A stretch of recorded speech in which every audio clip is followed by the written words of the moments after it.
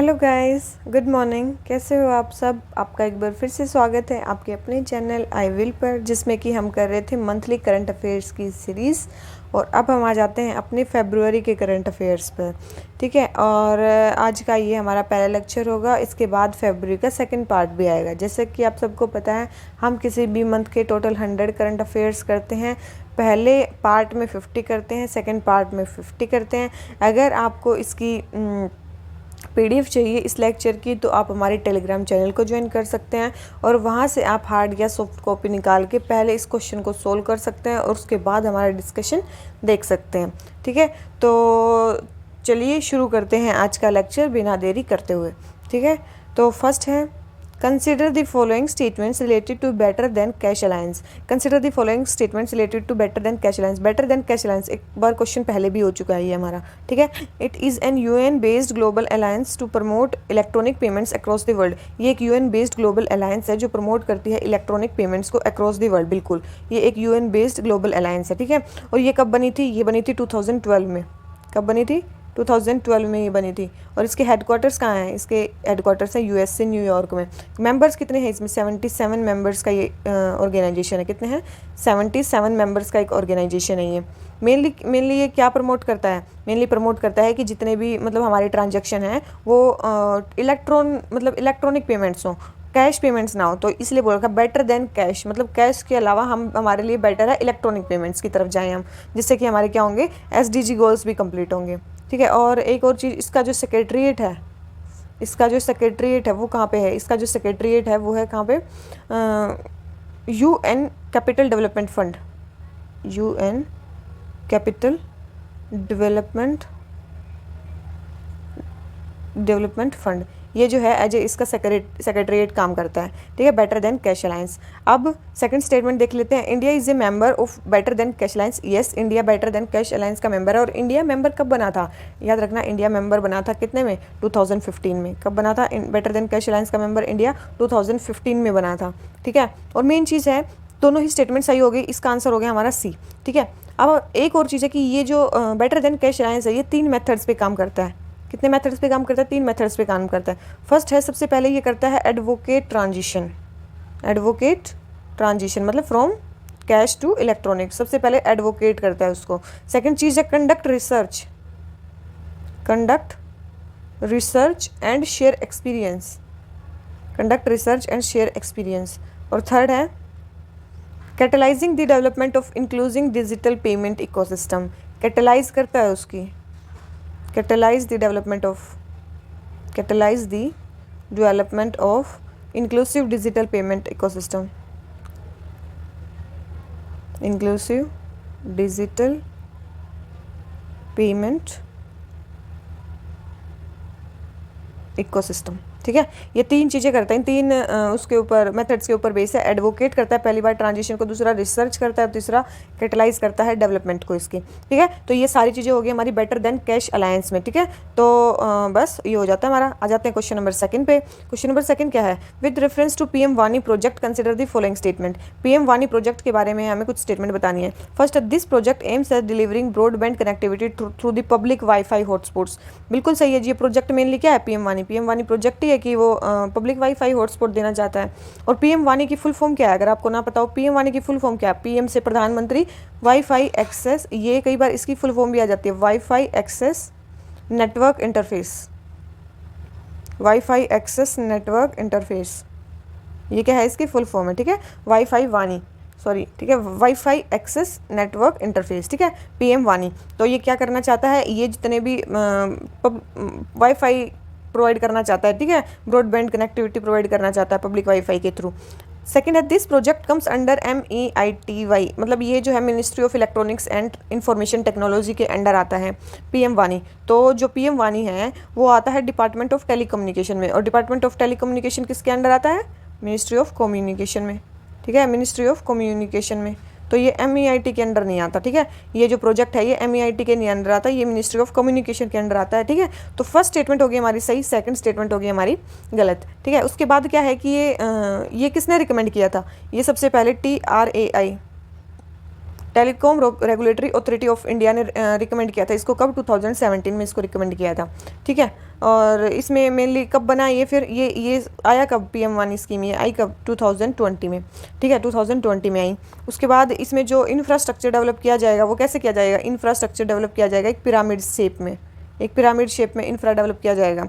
सबसे ये ऐसे ऐसे होगा, सबसे ऊपर होगी सेंट्रल रजिस्ट्री, ठीक है। उसके बाद यहाँ पे होगा ऐप प्रोवाइडर, और यहाँ पे होगा PCOA, और यहाँ पे होगा PDO, ठीक है, PDO, सॉरी या PDOA है, PDOA PDO। तो ये इस टाइप में क्या होगा, इसका इंफ्रा क्रिएट होगा, एक ये बनाया जाएगा PDO PDOA app provider and central registry, ठीक है। और मेनली किस पॉलिसी का, मतलब ये जो प्रोजेक्ट आया है ये किसी पॉलिसी के अंडर ही आया होगा, गवर्नमेंट की कुछ ना कुछ तो पॉलिसी रही होगी जिसके अंडर ये प्रोजेक्ट लाया गया है। तो हाँ, गवर्नमेंट की एक पॉलिसी है NDCP, NDCP मतलब नेशनल डिजिटल कम्युनिकेशन पॉलिसी 2016, ठीक है। नेशनल डिजिटल कम्युनिकेशन पॉलिसी जो आई थी ये, इसके अंडर ये इसके गोल को फॉरवर्ड करे, इसके गोल को ये फॉरवर्ड करेगा, ठीक है। नेशनल डिजिटल कम्युनिकेशन पॉलिसी, तो जो पूरा कनेक्ट करने की बात चल रही थी इंडिया को जिसमें, ठीक है। तो फर्स्ट स्टेटमेंट सही होगी, सेकंड स्टेटमेंट रॉन्ग होगी। जो हमारा आंसर आ गया वो क्या आ गया? ए। आ जाते हैं क्वेश्चन नंबर 3 पे। हमें क्या बताना है? Which of the following can lead to greater divergence between headline inflation and core inflation. मैंने आपको पहले बताया था कोर इन्फ्लेशन में क्या होता है, फूड और वो जो क्या होता है ना, फूड और फ्यूल को घटा देते हैं, फूड और फ्यूल इन्फ्लेशन को घटा देते हैं, और हेडलाइन में ये सारी चीज़ें आती हैं, ठीक है, हेडलाइन में ये सारी चीज़ें आती हैं। और कोर इन्फ्लेशन में हम फूड और फ्यूल को वो कर देते हैं, एक्सक्लूड कर देते हैं। तो जो फूड और फ्यूल को एक्सक्लूड कर देंगे तो ये जो होगा ये कोर इंडस्ट्रीज़ का है, ठीक है। ये क्या होगा, इसमें वोलेटाइल सब्सटेंसेस कम होंगे और इसमें ज़्यादा होंगे। फर्स्ट है, इसने बोला है कि इन दोनों के बीच में बहुत ज़्यादा डाइवर्जेंस कब आएगी, ठीक है, ज़्यादा डाइवर्जेंस इनके बीच में कब आएगी। फर्स्ट है increase in food and fuel prices. देखो फूड और फ्यूल प्राइसेस बढ़ रहे हैं, इसका मतलब और कुछ नहीं बढ़ रहा है, इस और कुछ भी लगभग इसमें है और इसमें भी है, तो और कुछ तो सेम ही रहेगा, लेकिन फूड फ्यूल प्राइस बढ़ गए तो क्या होगा, हेडलाइन इन्फ्लेशन ऊपर चला जाएगा। तो यस, इससे भी चेंज हो सकता है। सेकंड है decrease in food and fuel prices, अगर डिक्रीज कर गया तो हेडलाइन इन्फ्लेशन डिक्रीज कर जाएगा इससे, तो ये भी हो सकता है। Third stability in process of non volatile commodities, अगर देखो ये हो गए फूड एंड फ्यूल जो हो गए हमारे वोलेटाइल हो गए, मतलब जिनके प्राइसेस चेंज होते रहते हैं, ये क्या है, और दूसरे क्या है नॉन वोलेटाइल। अगर नॉन वोलेटाइल में स्टेबिलिटी है तो दोनों ही स्टेबल ही रहेंगे ना, तो वो चेंज तो नहीं होंगे, उनमें डाइवर्जेंस नहीं आएगा, तो थर्ड स्टेटमेंट तो नहीं है। तो आंसर क्या आ गया, बोथ A एंड B, ठीक है, आंसर क्या आ गया, बोथ A एंड B। तो ये हो गया जो हेडलाइन और कोर इन्फ्लेशन के बीच में ज़्यादा डाइवर्जेंस शो करते हैं। आ जाते हैं क्वेश्चन नंबर 4 पे। Which of the following are likely benefits of setting up development financial institution in India. India में डेवलपमेंट फाइनेंशियल इंस्टीट्यूशन को एस्टेब्लिश करने के बेनिफिट्स क्या हैं, क्या हो सकते हैं। फर्स्ट है reduce asset liability of commercial bank, second है development of corporate bond market, third है ensure success of infra projects. तो ये तीन ही स्टेटमेंट इसमें हमारी दे रखी हैं, ठीक है। तो पहली स्टेटमेंट क्या दे रखी है, reduce asset liability of commercial banks.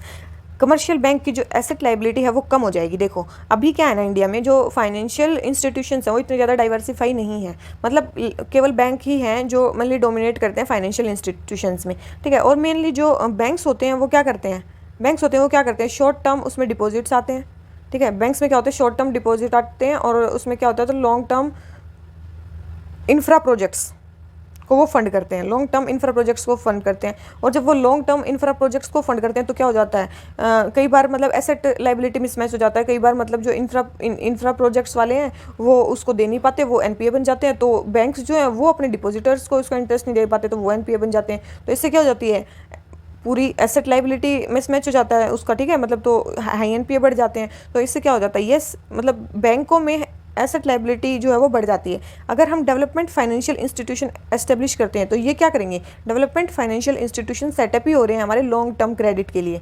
इसके लिए डेवलप हो रहे हैं हमारे, जो ये क्या करेंगे, लॉन्ग टर्म क्रेडिट प्रोवाइड करेंगे। अगर ये लॉन्ग टर्म क्रेडिट ये इंफ्रा प्रोजेक्ट्स या एग्रीकल्चर इंफ्रा इंडस्ट्री इन सबको ये प्रोवाइड कर देंगे तो हमारी बैंक की जो एसेट लाइबिलिटी है वो कम हो जाएगी, क्योंकि जो बैंक हैं वो शॉर्ट टर्म वाले लोन ज़्यादा दे पाएंगे, ठीक है। तो वही चीज़ है, उसमें शॉर्ट टर्म डिपॉजिट है, शॉर्ट टर्म वाले लोन लेंगे तो जो NPA बनने की जो प्रोसेस होगी वो कम हो जाएगी। तो यस, फर्स्ट स्टेटमेंट सही है। सेकंड है development of corporate bond market. Corporate bond market का जो डेवलपमेंट होएगा इनसे, मतलब जो ये डेवलपमेंट बैंक है इससे, बिल्कुल इससे होएगा। मतलब मेनली जो कॉर्पोरेट बॉन्ड मार्केट है ना वो डेवलप्ड कंट्रीज़ में सबसे ज़्यादा मतलब वो है, डेवलप्ड है, ठीक है। वहाँ पे मतलब क्या है, बैंक भी है और बॉन्ड मार्केट भी है। बैंक जो है वो शॉर्ट टर्म क्रेडिट देते हैं और जो बॉन्ड मार्केट है वहाँ पे लॉन्ग टर्म क्रेडिट मतलब दिया जाता है। अभी अगर हम डेवलपमेंट बैंक को डेवलप कर लेते हैं तो इंडिया में क्या होगी, बैंक तो है ही हमारे अंडर, तो क्या होगी, बॉन्ड मार्केट डेवलप होगी। इंडिया में क्या होगी, बॉन्ड मार्केट जो हमारी वो स्ट्रेंथन हो जाएगी। इससे क्या होगा, हमारी कमर्शियल बैंक पे प्रेशर कम हो जाएगा और हमारा जो फाइनेंशियल मार्केट है वो क्या होगा, डाइवर्सिफाई हो जाएगा। तो बिल्कुल कॉर्पोरेट बॉन्ड मार्केट भी डेवलप होगी। Third, ensure success of infra project. जो इंफ्रा प्रोजेक्ट हैं उनको सक्सेस मिलेगी। तो क्या है कि मतलब क्रेडिट प्रोवाइड करने के अलावा जो ये डेवलपमेंट बैंक हैं ये और भी कंपनीज़ को बहुत टाइप का मतलब असिस्टेंट प्रोवाइड करते हैं। जैसे कि उनके सबसे पहले ये देखेंगे कि वो प्रोजेक्ट कैसा वायबल है नहीं है, आइडेंटिफाई करेंगे सबसे पहले प्रोजेक्ट को। उसके बाद क्या करेंगे, ये मेनली कि ऐसे प्रोजेक्ट्स में पैसे लगाएंगे, कंपनीज़ के ऐसे प्रोजेक्ट्स में पैसे लगवाएंगे कि जो प्रोजेक्ट्स फाइनेंशियली वायबल हो, ठीक है। और मेनली मैनेजरियल असिस्टेंस भी प्रोवाइड करते हैं ये प्रोजेक्ट्स में, ठीक है। तो सक्सेस हो वो इंफ्रा प्रोजेक्ट्स, उनमें भी ये मतलब वो करते हैं। तो तीनों ही स्टेटमेंट सही हैं डेवलपमेंट फाइनेंशियल इंस्टीट्यूशन के बारे में। तो जो इसका आंसर हो जाता है वो हो जाता है हमारा डी। आ जाते हैं क्वेश्चन नंबर 5 पे। क्वेश्चन नंबर 5 हमें क्या बोलता है, which of the following can not be patented in India under Indian patent act 1970। एक बार पहले भी ये क्वेश्चन हो चुका है, क्या चीज़ पेटेंट नहीं हो सकती इंडिया में। तो देखो, मेथड ऑफ एग्रीकल्चर एक बार पहले बताया था, एग्रीकल्चर जिसमें प्लांट्स और एनिमल्स आ जाएं, वो चीज़ कभी भी, सीड्स वगैरह, तो ये चीज़ कभी भी पेटेंट नहीं हो सकती, ठीक है। तो प्लांट्स, एनिमल्स, सीड्स टाइप के ये इंडिया में पेटेंट नहीं हो सकते। तो मेथड ऑफ एग्रीकल्चर बिल्कुल ये पेटेंट नहीं हो सकता।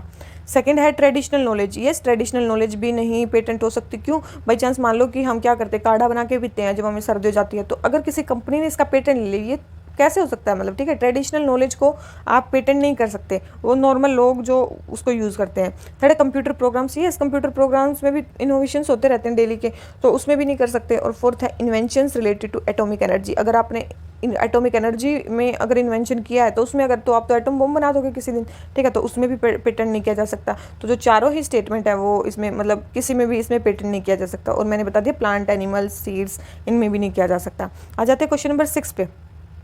क्वेश्चन नंबर 6 हमें क्या बोलता है, with reference to patent regime in India consider the following statements. Patent regime के बारे में बताना है। फर्स्ट है the product patent provide for much higher protection in comparison to process patent. जो प्रोडक्ट पेटेंट है वो ज़्यादा हायर प्रोटेक्शन प्रोवाइड करता है as compare to process patent. बिल्कुल ये स्टेटमेंट बिल्कुल सही है। और ये स्टेटमेंट सही क्यों है, मान लो कि आपको क्या करना है, मान लो एक पे प्रोडक्ट पेटेंट हो रखा, मान लो चाय बनाने पे प्रोडक्ट पेटेंट हो गया, मतलब अब आप चाय ही नहीं बना पाओगे।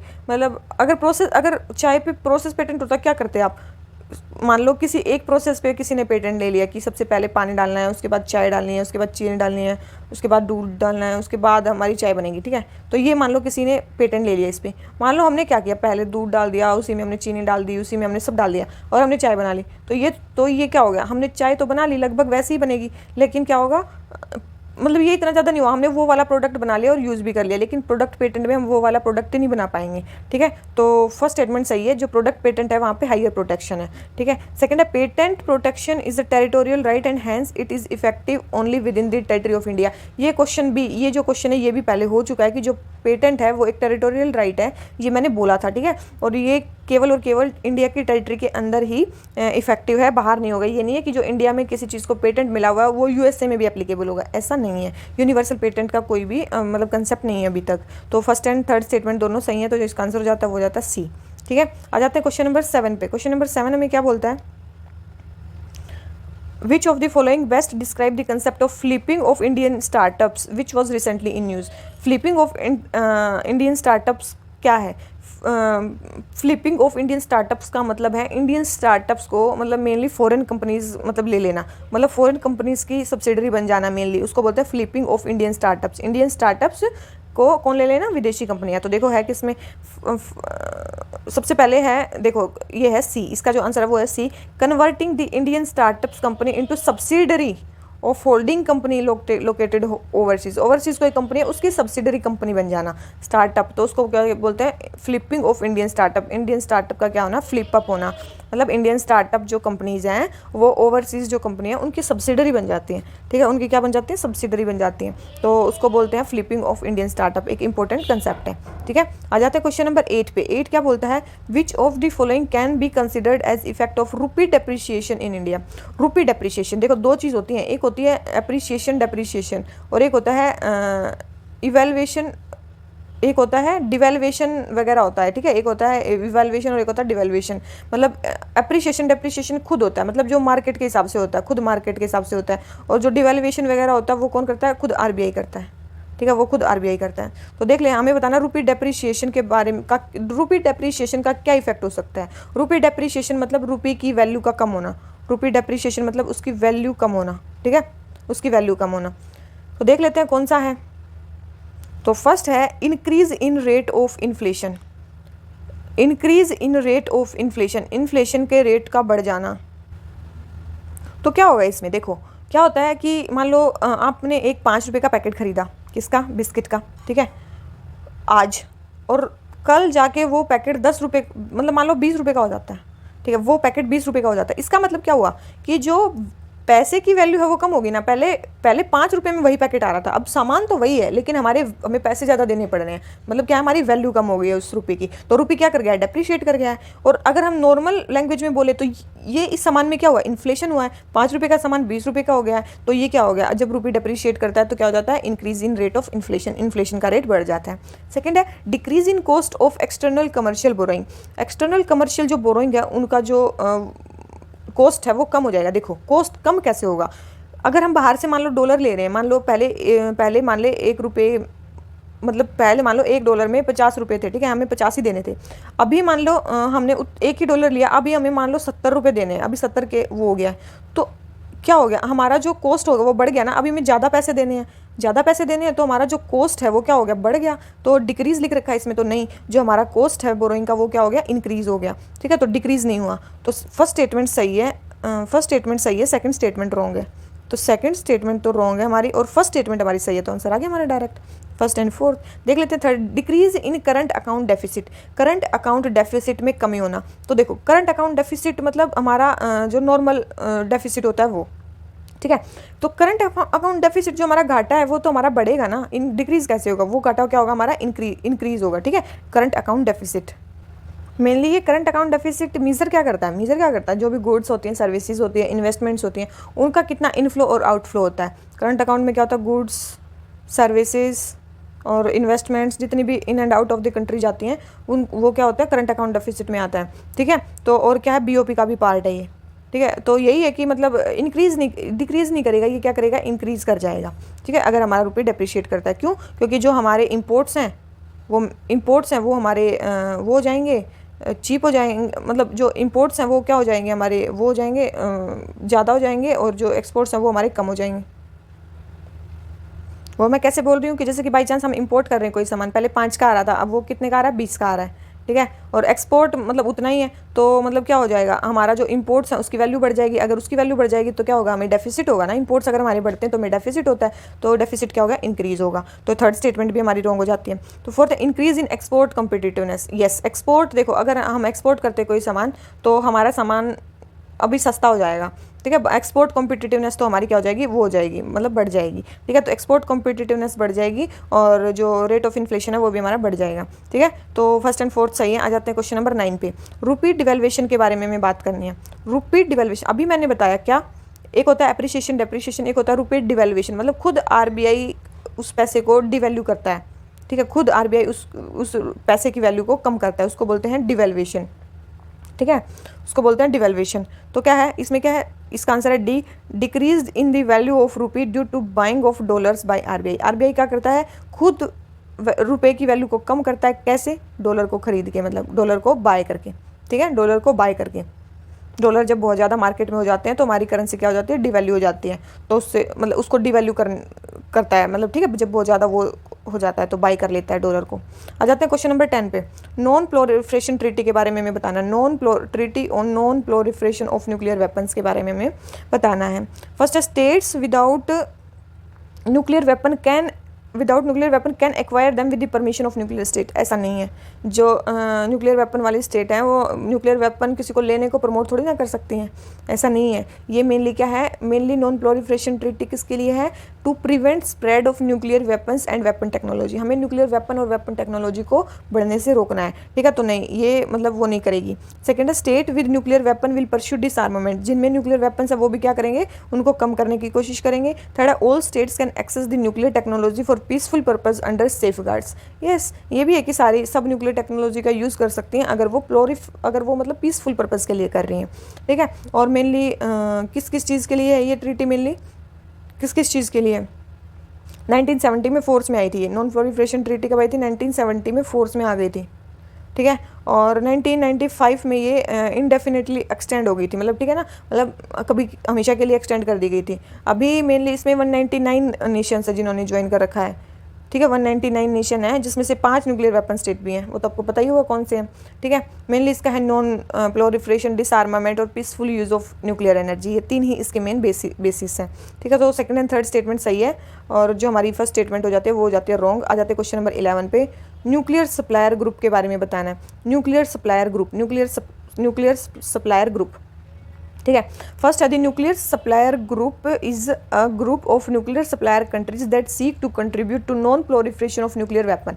बिल्कुल, न्यूक्लियर जो सप्लायर ग्रुप हैं वो ग्रुप है न्यूक्लियर सप्लायर कंट्री का, जो चाहते हैं कि जो non proliferation of nuclear weapon में वो करें, कंट्रीब्यूट करें। सेकेंड है the nuclear supplier group guidelines are implemented by international atomic energy agency. इसकी जो गाइडलाइंस हैं उसको कौन वो करता है, क्या है, IAEA।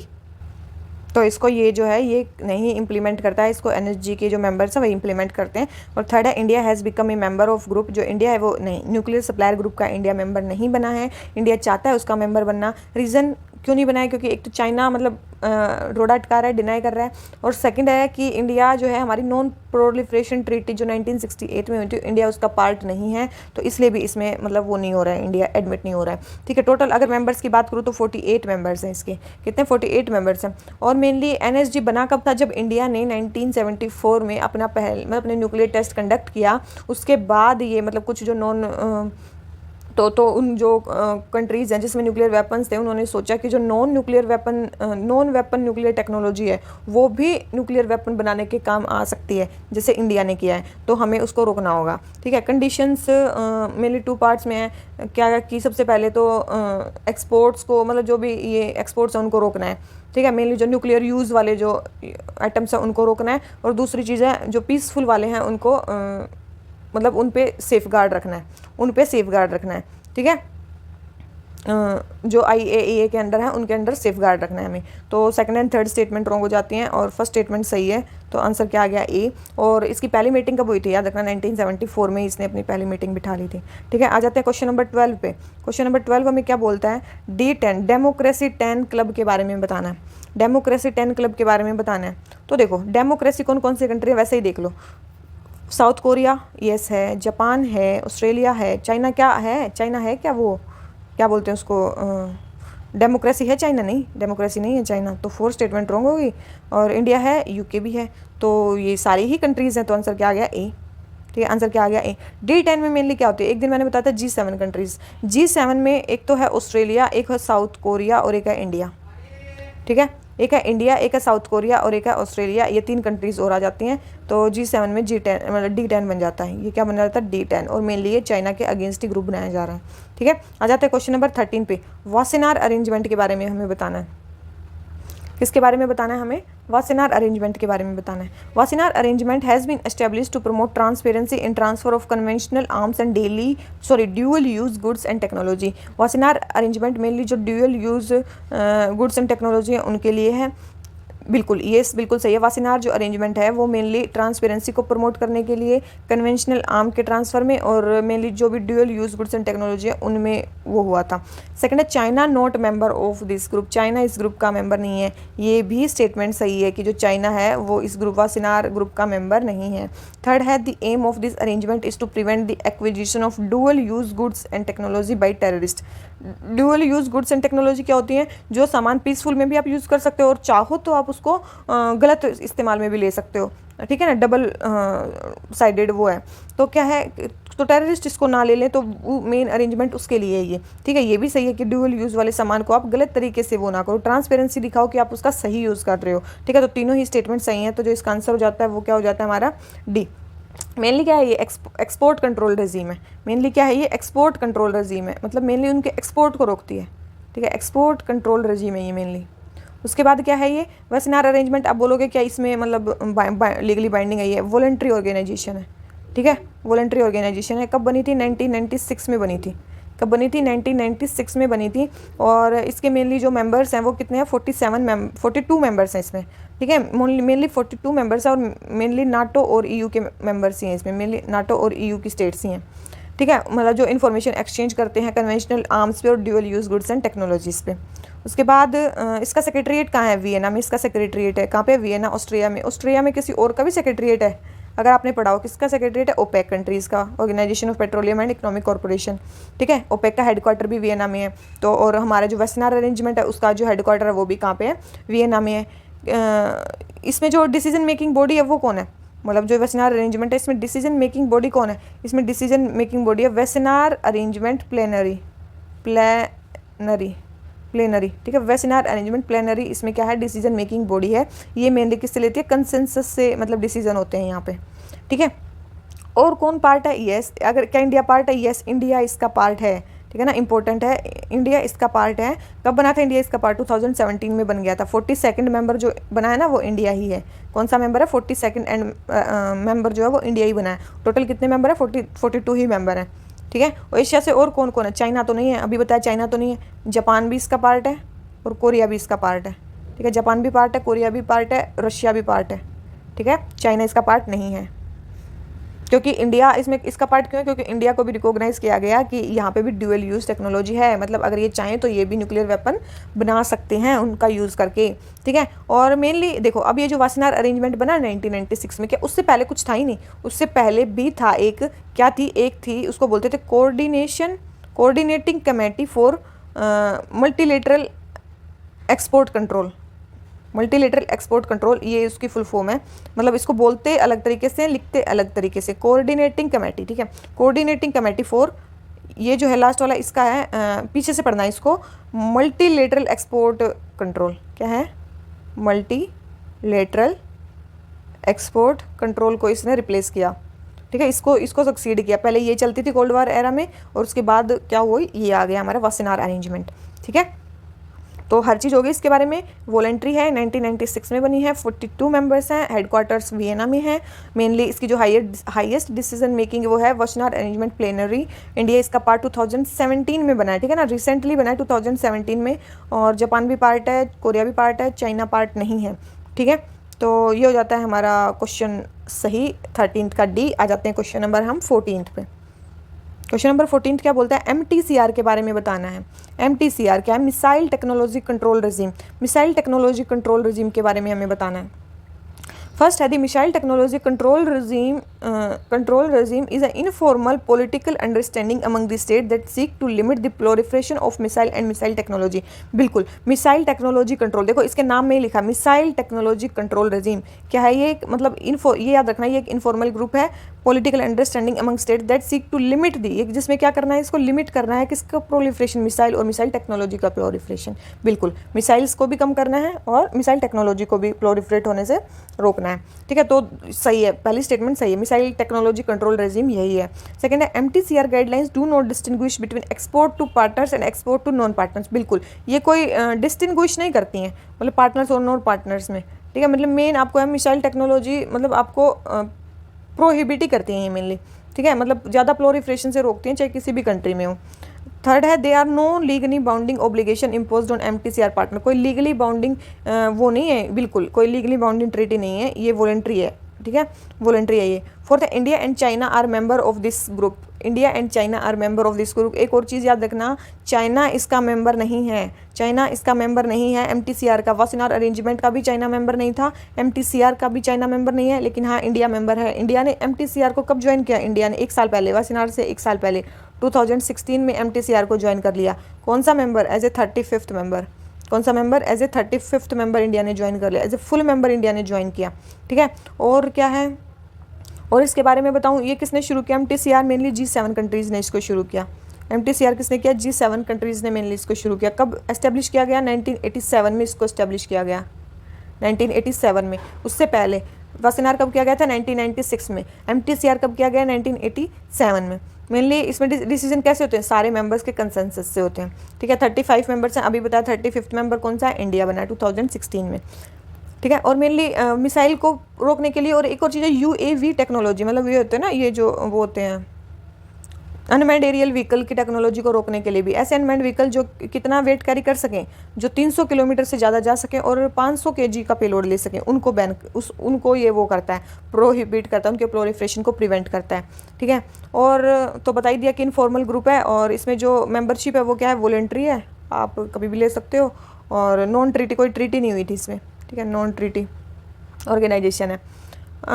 बस यही है इसके बारे में। और एक और चीज़ है इसके बारे में, एक और चीज़ है इसके बारे में, इसके बारे में क्या, इंडिया के बारे में एक और कंडक्ट है, हेग कोड ऑफ कंडक्ट जिसको बोलते हैं, हेग, एक है हेग कोड ऑफ कंडक्ट, क्या है, एक और है हेग कोड ऑफ कंडक्ट। ये हेग कोड ऑफ कंडक्ट क्या है हमारा, इसका दूसरा नाम है, याद रखना, बहुत ही ज़्यादा इंपॉर्टेंट है, इसका जो दूसरा नाम है international code of conduct against ballistic missile proliferation, against ballistic missile proliferation. ये हमारी, ये बैलिस्टिक मिसाइल के लिए है मेनली, बैलिस्टिक मिसाइल के लिए है मेनली। कब बना था ये हेग कोड ऑफ कंडक्ट, कब आया था, 2002 में आया था, काफ़ी लेट आया था। मेनली बैलिस्टिक मिसाइल को वो करने के लिए, प्रोलिफरेट करने के लिए। कितने मेंबर है इसमें, 136 मेंबर है इसमें, ठीक है। इसमें कितने मेंबर है, 136 मेंबर। क्या इंडिया पार्ट है, यस, इंडिया इसका भी पार्ट है, मतलब इसमें भी बैलिस्टिक मिसाइल प्रोलिफरेशन का भी इंडिया पार्ट है, ठीक है ना, ये याद रखना, इंडिया इस हेग कोड ऑफ कंडक्ट का भी पार्ट है। तो ये चीज़ें हमारी होगी सारी कि कौन कौन से क्या क्या हैं। तो MTCR हो गया हमारा कंप्लीट, बहुत ही इंपॉर्टेंट ये हमारी ट्रीटी है। वासेनार हो गई, न्यूक्लियर सप्लायर ग्रुप हो गया, MTCR हो गया, ठीक है, वासेनार अरेंजमेंट, तो हो गए सारे। तो 14 का जो आंसर हो जाता है, फर्स्ट सेकंड एंड थर्ड सही है, फोर्थ रॉन्ग है। तो फोर्थ अगर आपने रॉन्ग कर दिया ना, डायरेक्ट आपको कुछ देखने की भी ज़रूरत नहीं है। आ जाता है क्वेश्चन नंबर 15 पे, आर्टेमिस अकॉर्ड के बारे में हमें बताना है। आर्टेमिस अकॉर्ड के बारे में हमें बताना है। फर्स्ट है, Artemis accord establish a practical set of principle to guide space exploration corporation among the nations participating in lunar exploration plans. बिल्कुल, आर्टेमिस अकॉर्ड मेनली क्या है, ऐसे सेट ऑफ गाइडलाइंस हैं। मतलब आर्टेमिस मिशन क्या था, आर्टेमिस मिशन था moon पे जाने वाला मिशन। आर्टेमिस अकॉर्ड मतलब एक टाइप ऑफ प्रिंसिपल सेट कर दिए कि हमें भाई मून पे जाना है, तो ये आपके एक्सप्लोरेशन के प्रिंसिपल्स होने चाहिए। सेकेंड है, it has been launched by EU। इसको किसने लॉन्च किया है, तो इसमें बोला है कि इसको जो है लॉन्च किया है EU ने। तो EU ने नहीं लॉन्च किया इसको, किसने लॉन्च किया, आपको पहले भी बताया था, नासा ने इसको लॉन्च किया है, ठीक है।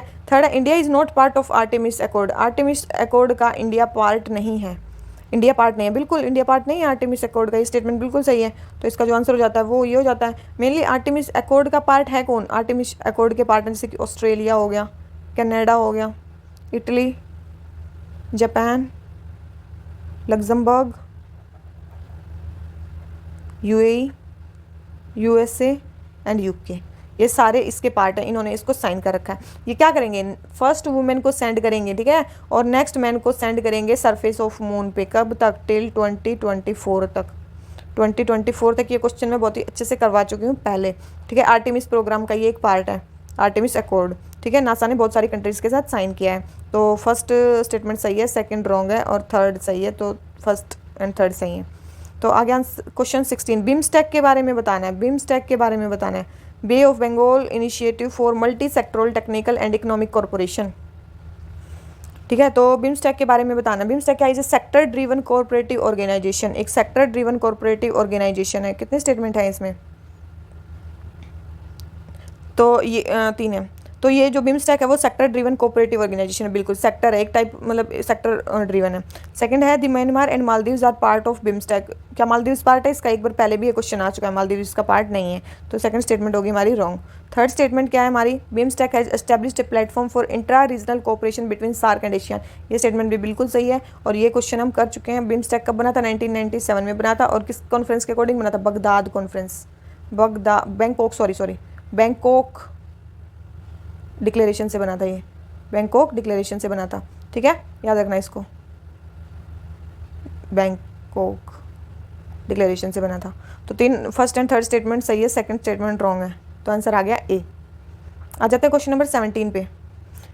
Teesta river flows through Sikkim, Bihar and West Bengal. जो तीस्ता रिवर है वो सिक्किम से, बिहार से और वेस्ट बंगाल से फ्लो करती है। तो याद रखना तीस्ता रिवर जो है बिहार से फ्लो नहीं करती है, सिक्किम और वेस्ट बंगाल से फ्लो करती है। तो फर्स्ट स्टेटमेंट हो गई हमारी रॉन्ग, और फर्स्ट स्टेटमेंट रॉन्ग होते ही हमारा आंसर आ गया करेक्ट। मतलब Bangladesh has sought an equitable distribution of Teesta water on the lines of Ganga water treaty of 1996। बिल्कुल, जो गंगा वाटर ट्रीटी 1996 हुई थी उसके हिसाब से तीस्ता के वाटर का इक्विटेबल डिस्ट्रीब्यूशन बांग्लादेश ने कर लिया। थर्ड है, Teesta river carries one of the largest sediment loads in the world. बिल्कुल, largest sediment loads Teesta river लेके चलती है। तो आंसर आ गया बी। आ जाते हैं क्वेश्चन नंबर 18 पे। San Isidro movement, San Isidro movement कहाँ पे है? सेंट इसिड्रो मूवमेंट कहाँ पे? तो याद रखना सेंट इसिड्रो मूवमेंट कब चला था? 2018 में चला था। कहाँ पे? क्यूबा में। कहाँ पे?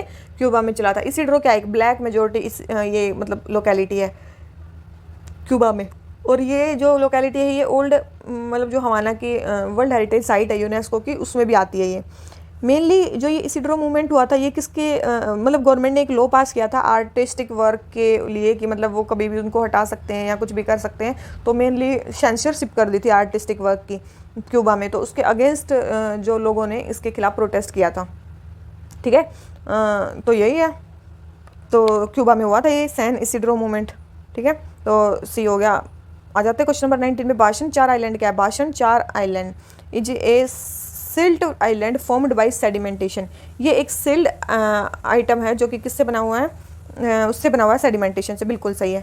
सेकंड है, the island has been formed by Myanmar to accommodate the Rohingya Muslim. देखो, रोहिंग्या मुस्लिम के लिए ये है, रोहिंग्या मुस्लिम वहाँ पे रखे जा रहे हैं, लेकिन मेनली क्या है कि वहाँ पे क्या है, ये आइलैंड म्यांमार ने बनाया नहीं है ये, ठीक है, नेचुरली है। ठीक है, तो ये स्टेटमेंट रॉन्ग है, उन्हीं के लिए नहीं बनाया था ये। ठीक है, तो ये आ गया ए। तो इसका आंसर क्या होगा? ए। ये नहीं है कि स्पेशली उन्हीं के लिए उन्होंने बनाया है, ये ऐसा नहीं है। आ जाते हैं यूएन अलायंस ऑफ सिविलाइजेशन पे। यूएन अलायंस ऑफ सिविलाइजेशन क्या है? First, the UN alliance of civilisation was established in 2005 as political initiative of UN secretary general. देखो, बिल्कुल सही स्टेटमेंट है। 2005 में यूएन अलायंस ऑफ सिविलाइजेशन शुरू हुआ और मेनली यूएन सेक्रेटरी जनरल का ये एक इनिशिएटिव था। सेकंड है, इट वाज को sponsored by Spain and Turkey. बिल्कुल, ये स्पेन और टर्की ने क्या किया? इसको को स्पॉन्सर किया है। थर्ड है, it aims to explore the roots of polarisation between societies and culture. बिल्कुल, कौन सी सोसाइटी कितनी पोलराइज है ये चेक करने के लिए ये चला हुआ है यूनाइटेड अलायंस। ठीक है, मेनली इसके सेक्रेटरीट कहाँ है? न्यूयॉर्क में, न्यूयॉर्क यूएसए में इसके हेडक्वार्टर सेक्रेटरीट है। तो तीनों ही स्टेटमेंट सही होगी। आंसर क्या आ गया हमारा? डी। ठीक है, आंसर क्या आ गया हमारा? डी। आ जाता है क्वेश्चन नंबर 21 पे। क्या बोलता है क्वेश्चन नंबर 21? हमें बताना है कि इंडियन ओशन कमीशन के मेंबर्स कौन कौन से हैं। इंडियन ओशन कमीशन के मेंबर कौन कौन से हैं? तो इसमें बोला सेचेल्स, मेडागास्कर, रियूनियन और यूएसए। तो इंडियन ओशन के मेंबर कौन कौन से हैं? यही हैं। ठीक है, यही हैं सारे। यूएसए इसका मेंबर नहीं है, यूएसए इसका मेंबर नहीं है। ठीक है, याद रखना सेचेल्स भी है, मेडागास्कर भी है, रियूनियन आइलैंड भी है। ठीक है, रियूनियन आइलैंड भी है। उसके बाद कोमोरोस भी इसका मेंबर है। कोमोरोस हो गया और मॉरिशस हो गया, मॉरिशस हो गया। मेनली ये फाउंड किया गया था पोर्ट लुइस में, मॉरिशस में ही फाउंड किया गया था Indian ocean commission. Reunion island है ये। ठीक है, एक और फ्रांस की ओवरसीज टेरिटरी भी है यहाँ पे। क्या है? फ्रांस की ओवरसी टेरिटरी भी है यहाँ पे, ओवरसी टेरिटरी भी है फ्रांस की यहाँ पे। इसकी ऑफिशियल लैंग्वेज भी क्या है? फ्रेंच ही है। इसकी ऑफिशियल लैंग्वेज क्या है? फ्रेंच है। Mainly western Indian ocean island के इंटरेस्ट को प्रिवेंट करने के लिए बनाया गया था इंडियन ओशन कमीशन। ठीक है, अभी न्यूज़ में क्यों है? क्योंकि इंडिया को अभी ऑब्जर्वर स्टेटस मिला है रिसेंटली। इंडिया को क्या मिला है? ऑब्जर्वर स्टेटस मिला है इसमें। और इंडिया कौन सा? 5th ऑब्जर्वर स्टेटस है। इसका मतलब 4 पहले ही है। 4 कौन कौन से हैं? EU, चाइना, माल्टा। EU, चाइना, माल्टा और इंटरनेशनल ऑर्गेनाइजेशन ऑफ फ्रांस कोफाई, मतलब 54 फ्रेंच स्पीकिंग नेशंस है, वो इसका कलेक्टिव ग्रुप है, वो है। बना कब था ये इंडियन ओशन कमीशन? 1982 में बना था। ये कब बना था? 1982 में बना था। इन सारे नेशंस ने मिलकर बनाया था। लेकिन इंस्टीट्यूशनलाइज कब हुआ था? मेनली मतलब काम कम करने लगा था 1984 में काम करने लगा था। कौन सा एग्रीमेंट हुआ था? याद रखना, Victoria agreement. By Victoria agreement. Victoria agreement हुआ था कहाँ पे? सेचेल्स में। कहाँ पे हुआ था? सेचेल्स में। तो ये हो गया हमारा इंडियन ओशन कमीशन के बारे में। तो फर्स्ट सेकंड थर्ड स्टेटमेंट सही है, फोर्थ रॉन्ग है। आ जाते हैं क्वेश्चन नंबर 22 पे। Gender social norms index. Gender social norms index के बारे में हमें बताना है। It is A index released bye UN women. जो ये इंडेक्स है ये यूएन वुमेन रिलीज करती है? नहीं, इसको यूएन यूएनडीपी रिलीज़ करता है। कौन रिलीज़ करता है? यूएनडीपी इसको रिलीज़ करता है। United Nation development programme human development index को भी यही रिलीज़ करता है, और जेंडर सोशल नॉर्म्स इंडेक्स को भी यही रिलीज़ करता है। अभी क्यों न्यूज़ में है? क्योंकि अभी इंडिया की ministry of women and child development, UN women और यूएन कमीशन ऑन वुमेन, इन तीनों ने मिलकर इंडिया में ये सेलिब्रेट किया है। ठीक है, मतलब अभी इंडिया में मतलब ये सेलिब्रेट हुआ है इसका। तो जेंडर सोशल नॉर्म्स इंडेक्स कौन रिलीज़ करता है? यूएनडीपी रिलीज़ करता है। सेकंड है, it is an index which measures how social beliefs can obstruct gender equality. बिल्कुल ये यही मेजर करता है कि सोसाइटी के जो बिलीफ हैं वो जेंडर इक्वालिटी को कैसे मतलब रोक सकते हैं, मतलब पॉलिटिक्स में, वर्क में, एजुकेशन में कैसे उनको वो कर सकते हैं। और ये जो सोशल बिलीफ्स हैं ये क्या है? इनविजिबल बैरियर्स हैं, दिखेंगे नहीं आपको, इनविजिबल बैरियर्स हैं, दिखेंगे नहीं, लेकिन उनकी इक्वालिटी अचीव करने में वो करते हैं। 75 कंट्रीज से डेटा लिया गया ये, और मेनली 80% पॉपुलेशन को ये कवर करेगा। ठीक है, तो 80% पॉपुलेशन को ये कवर करेगा। उसके बाद देखो ये इसका जो आंसर हो गया वो हमारा क्या हो गया? बी। इसका आंसर जो हो गया वो हो गया हमारा बी। एक और है कि कुछ इंपॉर्टेंट वुमेन राइट्स डिमॉन्स्ट्रेशन हुए हैं। ठीक है, मतलब देखो अभी मतलब बहुत सारे डिमॉन्स्ट्रेशन हुए हैं वुमेन राइट्स के लिए, जैसे कि अभी चल रहा था मी टू, ये तो सबको पता होगा, वुमेन एम्पावरमेंट के लिए था। टाइम्स अप, याद रखना, टाइम्स अप भी किसके लिए है? वुमेन्स के लिए, वुमेन डिमॉन्स्ट्रेशन ही है। नी उना मिनोज, ये भी क्या इसके लिए? वुमेन के लिए प्रोटेस्ट है। यूएन वोलाडोर EU इनटू कैमिनो, ये भी क्या है? एक वुमेन वो है, प्रोटेस्ट है। ठीक है, तो ये सारे क्या हैं? वुमेन के प्रोटेस्ट हैं। ठीक है, सारे क्या हैं? वुमेन के प्रोटेस्ट हैं। एक हुआ था वुमेन इक्वालिटी और एम्पावरमेंट के लिए 4th वर्ल्ड जो कॉन्फ्रेंस हुई थी ना वुमेन पे, 4th world conference on women हुई थी। कब? 1995 में। तब एक डिक्लेरेशन हुआ था, कौन सा? Beijing declaration. कौन सा हुआ था? बीजिंग डिक्लेरेशन हुआ था। ठीक है, बीजिंग डिक्लेरेशन हुआ था 1995 में। उसको Beijing declaration and platform for action भी बोलते हैं उसको, प्लेटफॉर्म फॉर एक्शन, और क्या बोलते हैं उसको? बीजिंग +25 भी बोलते हैं, बीजिंग +25 भी उसको बोलते हैं। किसके लिए था? मेनली वुमेन इक्वालिटी और एम्पावरमेंट के लिए था, वुमेन इक्वालिटी एंड एम्पावरमेंट के लिए था। और 2020 में इसकी कौन सी एनिवर्सरी थी? 25th एनिवर्सरी थी, इसलिए ये मनाया गया था Beijing +25, Beijing declaration platform for action. देखो जो वर्ल्ड कॉन्फ्रेंस और वुमेन है ना, ये यूएन की, मतलब यूएन की है ये वर्ल्ड कॉन्फ्रेंस और वुमेन। तो ये जो वर्ल्ड कॉन्फ्रेंस ऑफ वुमेन है ये 4 हुई हैं वुमेन्स के लिए। वुमेन्स के लिए कितनी हुई है? 4 हुई हैं। सबसे पहली हुई 1975 में मैक्सिको में, फिर हुई 1980 में कोपेनहेगन में, फिर हुई 1985 में हमारी नैरोबी में। कहाँ पे हुई? नैरोबी में। और फिर हुई 1995 में, ये कहाँ हुई? बीजिंग में, अभी बताया मैंने। ठीक है, वुमेन इक्वालिटी और एम्पावरमेंट के लिए। तो ये चीज़ याद रखना, वर्ल्ड कॉन्फ्रेंस ऑफ वुमेन आज तक 4 ही हुई हैं। ठीक है, और बीजिंग वाली 4th थी, उसमें वुमेन एम्पावरमेंट और उसके लिए कहा गया था। ठीक है, तो हो गया हमारा जेंडर सोशल नॉर्म्स इंडेक्स। आ जाते हैं क्वेश्चन नंबर 23 पे। तो इसमें बोलता है consider the following statements about human development index. Human development index के बारे में स्टेटमेंट बतानी है। तो फर्स्ट है, it is an index released by UNDP as a part of world development report. World development report नहीं, ये किसका पार्ट था? याद रखना, यस इसको यूएनडीपी वो करता है। अभी मैंने जेंडर सोशल मतलब जेंडर कौन सा इंडेक्स था वो, जेंडर सोशल नॉर्म्स इंडेक्स में बताया कि इसको यूएनडीपी रिलीज़ करता है, और एक ह्यूमन डेवलपमेंट इंडेक्स को भी रिलीज़ करता है। यस यूएनडीपी तो रिलीज़ करता है, लेकिन ये वर्ल्ड डेवलपमेंट रिपोर्ट का पार्ट नहीं है, ये ह्यूमन डेवलपमेंट रिपोर्ट का पार्ट है। किसका पार्ट है? ह्यूमन डेवलपमेंट रिपोर्ट का ये पार्ट है। तो फर्स्ट स्टेटमेंट हो जाती है हमारी रॉन्ग, और देख लेते हैं पूछा क्या है। इनकरेक्ट ही पूछी है, सॉरी इनकरेक्ट स्टेटमेंट ही पूछी है। देखो ये चीज़ मैं भी अभी गलत कर रही थी, मैंने ये नहीं देखा क्या पूछा है, डायरेक्ट मैं इसका आंसर अभी बी लगा देती। तो इसमें क्या पूछा है? Incorrect statement. इसका मतलब पहले तो यही कट गया कि इसमें 1 नहीं है, 1 होनी चाहिए। सेकंड है, India is placed in low human development countries. India जो है वो लो ह्यूमन उसमें कंट्रीज़ में है। तो याद रखना इंडिया लो में नहीं है, जो इंडिया है वो मीडियम में है। इंडिया किस में? मीडियम वाली कंट्रीज़ में है। तो इंडिया लो ह्यूमन डेवलपमेंट कंट्रीज़ में नहीं है, मीडियम वालीज़ में है। तो सेकंड स्टेटमेंट भी हमारी रॉन्ग हो जाती है। तो देखो सेकंड जिम भी होना चाहिए उसमें। थर्ड है, India's ranking has improved by 20 places in last 3 years. Last 3 years में इंडिया की जो रैंकिंग है वो बढ़ी है। देखो याद रखना 2018 में इंडिया की रैंक थी 129th। ठीक है, 2019 में इंडिया की रैंक होगी 131। कितने कंट्रीज़ में थे? 189 कंट्रीज़ में। तो क्या बढ़ी या घटी? तो इम्प्रूव नहीं की, क्या करी? डिक्रीज़ करी। ठीक है, इंडिया की रैंक नीचे होती जा रही है। और इसमें टॉप किसने किया है? नॉर्वे ने इसमें टॉप किया है।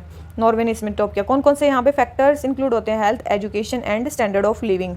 एक होता है ह्यूमन कैपिटल इंडेक्स, उसमें क्या यूज़ होता था? एक बार बता दो, ह्यूमन डेवलपमेंट इंडेक्स और ह्यूमन कैपिटल इंडेक्स। इसमें था स्टैंडर्ड ऑफ लिविंग, उसमें क्या था? ठीक है, याद मेरे को बताना एक बार, ह्यूमन कैपिटल इंडेक्स में क्या आता है? उसके बाद आता है हमारा कि देखो अभी मैंने बताया कि ह्यूमन डेवलपमेंट रिपोर्ट का पार्ट है क्या, ये हमारा ह्यूमन डेवलपमेंट इंडेक्स। तो ह्यूमन डेवलपमेंट रिपोर्ट जो है उसके और पार्ट क्या क्या है, मतलब ये तो हमने देख लिया एक पार्ट, तो उसके 5 पार्ट है, 5 में से एक तो हो गया ह्यूमन डेवलपमेंट इंडेक्स। और 4 पार्ट कौन से हैं, तो देखो एक है इन इक्वेलिटी एडजस्टेड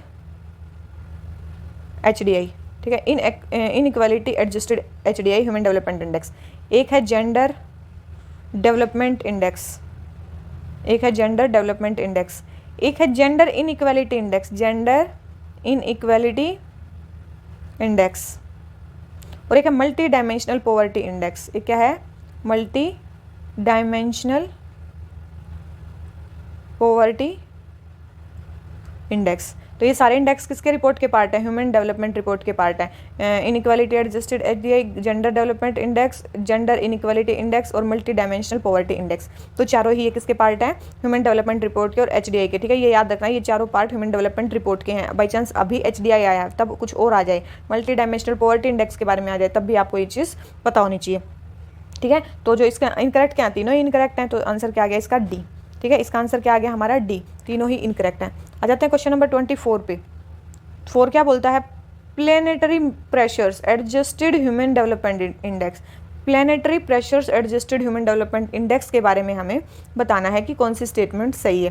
सबसे पहले ह्यूमन डेवलपमेंट इंडेक्स कौन रिलीज करता है, बिल्कुल UNDP, तो इसको भी कौन रिलीज करता है, UNDP। सेकेंड है it adjust the standard human development index bye countries level of carbon emission and material footprint on a per capita basis. बिल्कुल, पर कैपिटा बेसिस पे कितना जो कंट्री है वो कार्बन एमिट कर रहे हैं और मटेरियल फुटप्रिंट उनका कितना है, उस चीज़ पे बेसिस पे ये ह्यूमन डेवलपमेंट इंडेक्स निकाला जाता है। बिल्कुल, ये बिल्कुल सही स्टेटमेंट है। थर्ड, इंडिया की जो रैंक है वो in this index is lower than that of human development index. India की जो रैंक है वो इस इंडेक्स में, in this index is lower than that of human development index.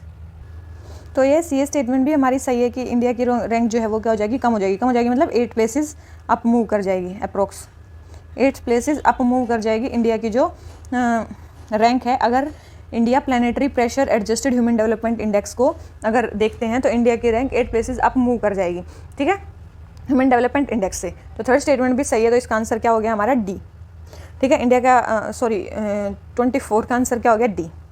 आ जाते हैं क्वेश्चन नंबर 25 में। डिसेंट्रलाइज्ड अर्बन एम्प्लॉयमेंट ट्रेनिंग के बारे में बताना है।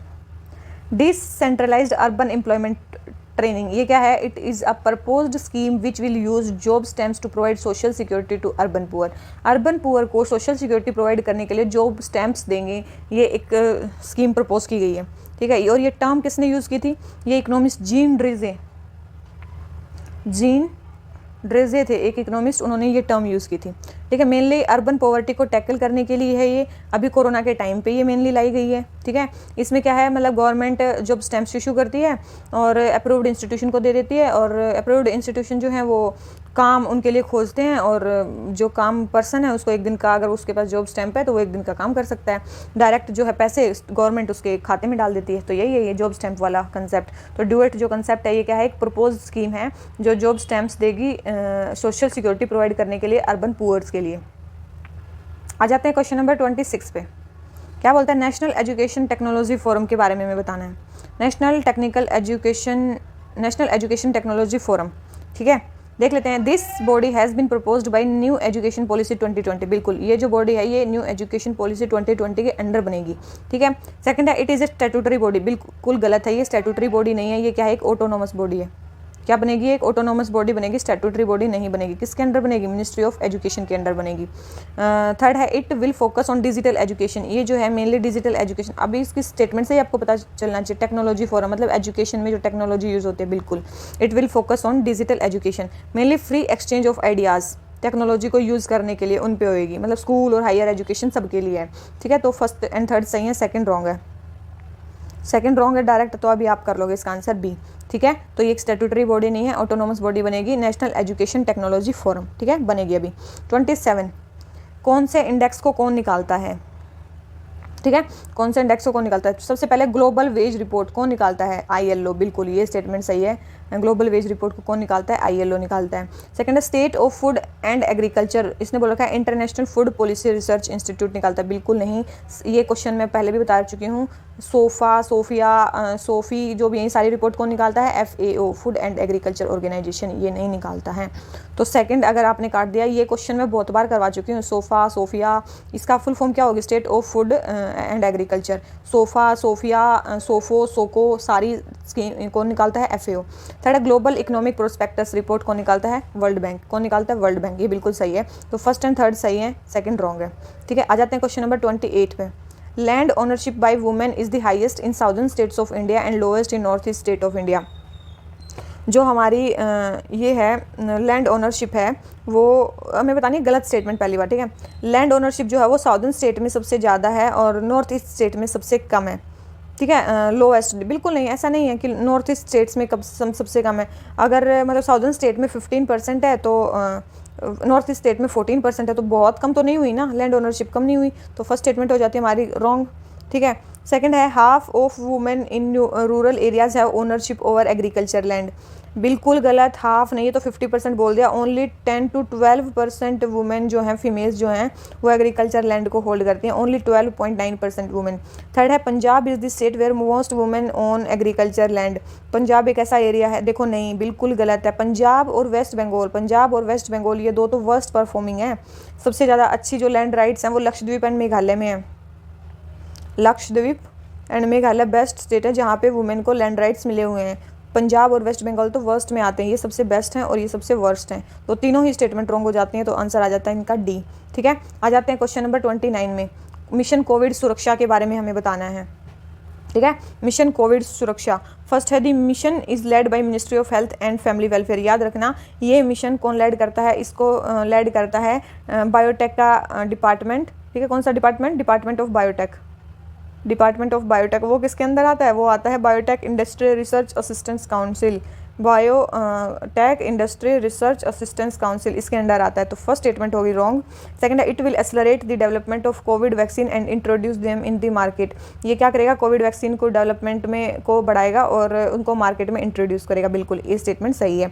तो इसका आंसर जो हो गया वो हो गया B। ठीक है, डिपार्टमेंट ऑफ बायोटेक इसको चला रहा है। आ जाते हैं क्वेश्चन नंबर 30 पे।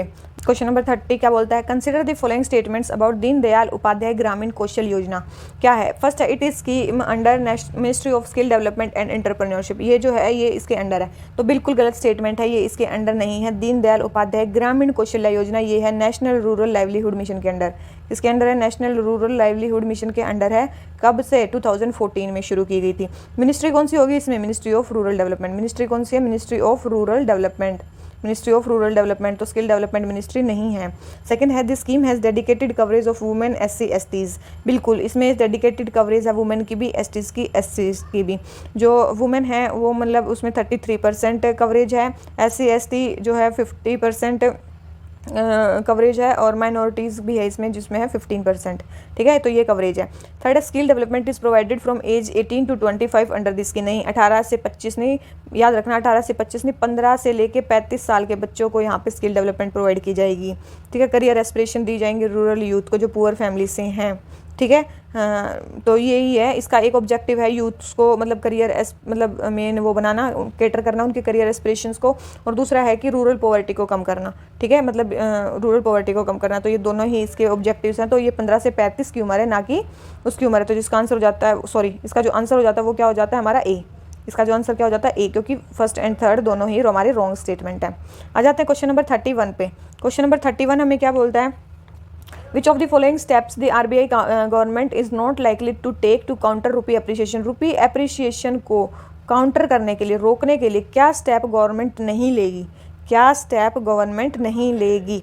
सबसे पहले है रुपी एप्रिसिएशन का मतलब होता है रुपी की वैल्यू में इंक्रीज हो जाना, रुपी की वैल्यू बढ़ जाना। ठीक है, क्योंकि due to high dollar inflow, dollar के ज़्यादा इन्फ्लो के कारण क्या हो जाता है? हमारा रुपये की वैल्यू बढ़ जाती है। ठीक है, अगर यही लार्ज स्केल पे हो जाए, मान ले बहुत ज़्यादा लार्ज स्केल पे होने लगा है ऐसा, मतलब डॉलर बहुत ज़्यादा इंडिया में आ रहा है, तो इससे क्या होगा? हमारे जो एक्सपोर्ट्स हो जाते हैं वो क्या हो जाते हैं? डिस्करेज हो जाते हैं, और जो हमारे इंपोर्ट्स हो जाते हैं वो क्या हो जाते हैं? चीपर हो जाते हैं। इंपोर्ट्स क्या हो जाते हैं हमारे, चीपर हो जाते हैं। तो यही है, एक्सपोर्ट हमारे कोई होंगे नहीं तो हमारी कमाई नहीं होगी, तो ये गवर्नमेंट को रोकना पड़ेगा। तो क्या गवर्नमेंट नहीं रोकेगी? फर्स्ट है enhancing the FPI limit in, देखो एफपीआई से क्या है, डॉलर इंडिया में आता है और हमें क्या करना है, उसको रोकना है। तो इनहेंस थोड़ी ना करेगी एफपीआई लिमिट को, एफपीआई लिमिट को क्या करेगी गवर्नमेंट, डिक्रीज करेगी, ठीक है। तो इनहेंस नहीं करेगी, तो नॉट लाइकली ये बताया, तो नहीं, ये तो नहीं करेगी बिल्कुल। फर्स्ट स्टेटमेंट इसकी सही है, फर्स्ट है जिसमें तो बी कट गया, ठीक है। सेकंड है buy dollars from the market, market से डॉलर को खरीद लेगी, यस खरीदेगी, इससे क्या होंगे, मार्केट में डॉलर कम हो जाएंगे, और अगर मार्केट में डॉलर कम हो गए तो क्या होगा, वही हमें जो करना था, उसकी अप्रिसिएशन कम हो जाएगी। तो यस सेकंड तो करेगी, लेकिन इसमें बोल रखा नॉट लाइकली, क्या नहीं करेगी, ये तो करेगी, ठीक है। ये मतलब आप समझ रहे हो ना मैं क्या बोल रही हूँ, ठीक है। तो सेकंड नहीं होगा, क्वेश्चन के हिसाब से सेकंड नहीं होगा, तो आंसर क्या आ गया हमारा, डायरेक्ट आ गया सी, मतलब थर्ड भी होगा। Liberalised norms on external commercial borrowing, external commercial जो बोरोइंग है उस पर लिबरलाइज्ड कर देगी गवर्नमेंट। देखो बाहर से अगर कोई बोरो कर रहा है तो इसका मतलब बाहर से बोरो करना मतलब डॉलर का इनफ्लो होना, डॉलर का इनफ्लो ही तो हमें रोकना है। रुपये अप्रिशिएशन मेनली कब होता है, जब रुपये की वैल्यू बढ़ जाती है, डॉलर का इनफ्लो ज़्यादा होता है, और हमें क्या करना है, डॉलर के इनफ्लो को कम करना है, बस इतना ध्यान रखना, डॉलर के इनफ्लो को कम करना है। और सब क्वेश्चन के हिसाब से नॉट लाइकली पूछा है तो 1 और 3 हो गया, अगर लाइकली पूछा होता तो आंसर 2 हो जाता, ठीक है। आ जाते हैं क्वेश्चन नंबर 32 पे। क्वेश्चन नंबर 32 क्या बोलता है, जीरो कूपन रिकैप बॉन्ड्स के बारे में हमें बताना है। फर्स्ट है these bonds can be considered as eligible securities under SLR requirement, ये जो बॉन्ड हैं ये एसएलआर रिक्वायरमेंट के अंडर इनको वो रखा जा सकता है, नहीं इनको नहीं रखा जा सकता एसएलआर रिक्वायरमेंट के अंडर, ये ट्रेडेबल नहीं होते, ये नॉन ट्रेडेबल होते हैं, इनको एसएलआर सिक्योरिटीज़ के अंडर नहीं रखा जा सकता।